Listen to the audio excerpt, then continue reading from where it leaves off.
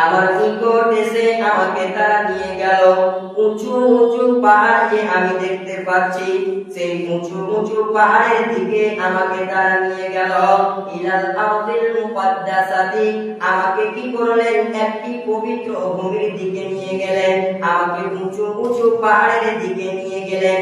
আমি সেখানে গিয়ে দেখলাম কতগুলি লোক যারা কি করা আছে, যাদের পায়ের দিকটাকে আল্লাহ রাব্বুল আলামিন উপর দিকে রেখেছেন, মানে পাটাকে আল্লাহ রাব্বুল আলামিন উপর দিকে করে টেনে রেখেছেন, এবং তার ধরটা নিজের দিকটা, তার মুখের দিকটা মাটির দিকে রয়েছে।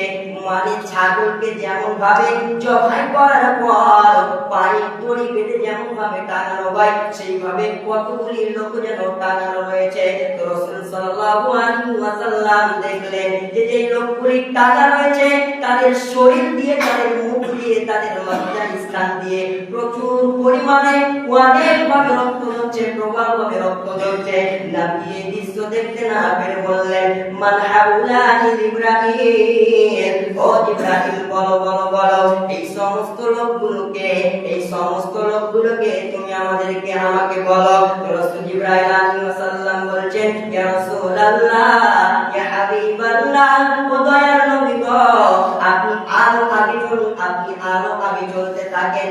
নবী আবার আগে চলতে থাকলেন। চলতে চলতে চলতে চলতে দেখলেন যে একজন ব্যক্তিকে রক্তের নদীতে তাকে ফেলে দেওয়া হয়েছে, এবং আরেকজন ব্যক্তি কি করছে, একটি বিশাল বড় পাথর নিয়ে সেই ব্যক্তির মাথায় প্রবল ভাবে আঘাত করছে, জোরে জোরে তাকে মারছে, তার মাথাটাকে চূর্ণ বিচূর্ণ করে দিচ্ছে। এই দৃশ্য দেখতে না পেরে নবী বললেন, জিবরাইল তুমি বলো, এই মানুষটাকে, এই ব্যক্তিটাকে এমন ভাবে শাস্তি দেওয়া হচ্ছে কেন? জিবরাইল বলছেন, ইয়া রাসূলুল্লাহ, ও দয়ার নবী গো, আপনি আরো সামনে এগিয়ে যান, আরো সামনে এগিয়ে যান। এবার রাসূলুল্লাহ সামনে যেতে যেতে যেতে যেতে দেখলেন কতগুলো নারী এবং পুরুষ, যেমন ভাবে আমরা চুলার ভিতরে আগুন দিলে, মুখের ভিতরে আগুন দিলে উপর দিক দিয়ে যেমন ভাবে আগুন উপর দিক দিয়ে উঠে যায়, তো তেমন ভাবে জাহান্নামের গর্ত থেকে উপর ভাবে একজন নারী এবং একজন পুরুষ, যারা জড়িত অবস্থায়, মিলিত অবস্থায় উপর দিকে আগুনের সাথে উঠছে। এই দৃশ্য দেখতে না পেরে নবী বললেন, মান হাউলানি ইব্রাহিম, ও ইব্রাহিম তুমি বলো এই সমস্ত মানুষগুলিকে।